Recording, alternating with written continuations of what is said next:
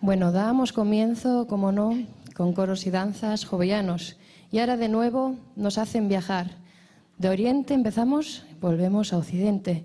Y en este caso, esta asociación cultural creada en el año 1976 como continuación de Coros y Danzas de Gijón, creado en 1953, trae entre sus fines el estudio, la exposición y la difusión, como no, de nuestro folclore asturiano.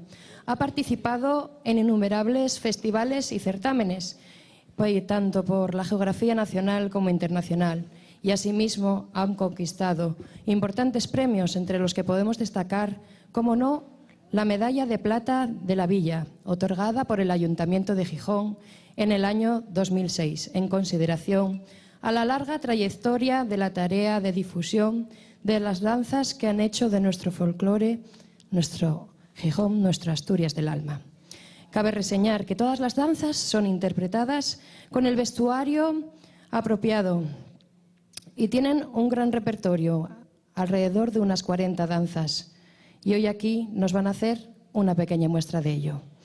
La jota de Trascastro y la jota asturiana, acompañados al acordeón por Dolores, al tambor por Manuel Durán, a la gaita por Paulino y a las pandaretas por Laura y Elsa.